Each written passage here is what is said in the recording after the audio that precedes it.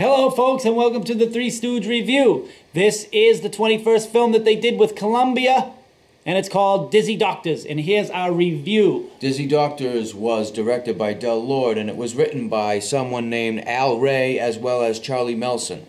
Now this review marks the first of 21 that we've done where we have a major disagreement. We disagree. Ultimately, the scores tally up and we disagree by 5 points, which is unusual because usually if we disagree, it's only by 1 or 2 points.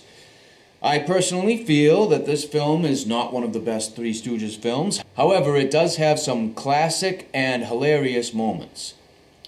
I agree with him, except for I can't score it well. I don't like this. It's boring in the beginning and that sort of thing. It's not enough here to wrap it up into a really good Stooge episode. It falls short on so many levels. It just, technically, mostly, probably, but... I do agree with you. It's just that I also agree that the parts that I find funny... The Brighto parts? Bring it back up. Yeah. Stick. So, Slapstick, I gave it a 2. It's not that funny. I disagree. I gave it a 3. The moments that are funny in this film are very, very funny. For dialogue, I give it a 2. I give it a 1. I think that the dialogue is part of some of the funny stuff that goes on in this film, and so not that's enough it. of it. Plot. The plot gets a 2. The Stooges are basically lazy husbands. Their wives force them to go out and get work. They end up getting jobs selling a product. They don't even know what it is. They use the product to ruin someone's car, and they end up running into this person later.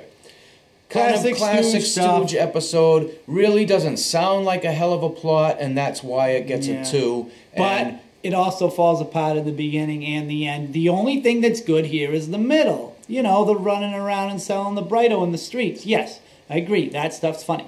But it's not even cohesive enough. I agree. This is kind of a messy film. It's not a very strong film. The supporting cast, I gave the supporting cast a 1. There's a lot of people in the supporting cast here that usually bring the Stooge episode up. They don't do it. I agree. They don't do it.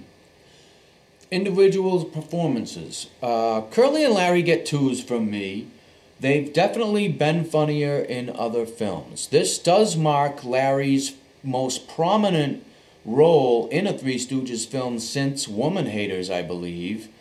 And he's pretty funny, although he gets almost a whole minute on camera with himself and just a supporting cast member. But that routine is kind of dorky and really Larry pulls it off well. Doesn't but make a lot of sense. Kind of dumb. Yeah. But Moe, I gave Moe a 3. I think that this is some of Moe's funniest work to date.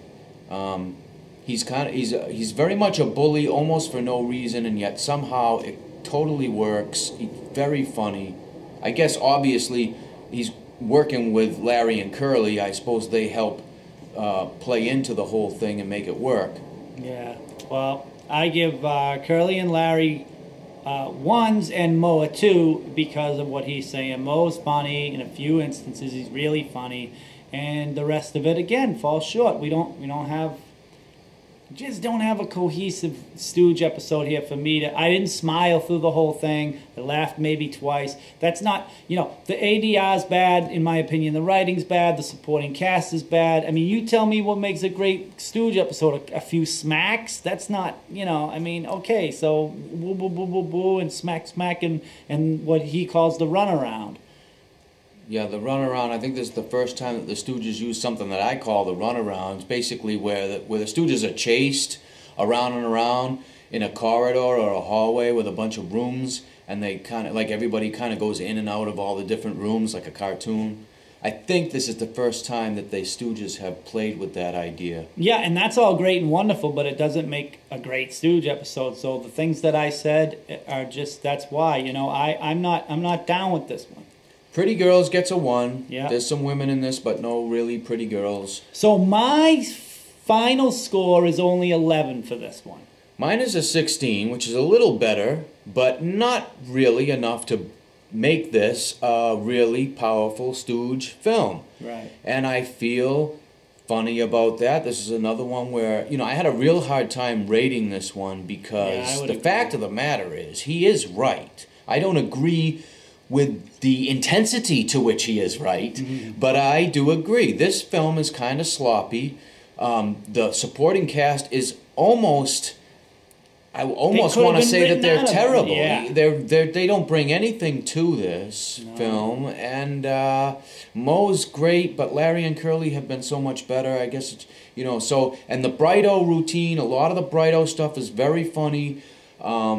Again, just generally speaking, there's some classic, hilarious stuff going on in this film, but like Slippery Silks, the film kind of falls apart and doesn't really work. The end is good. The very end is clever and nifty. Right. It's not one of these films where the end is like dismal, terrible, but it doesn't.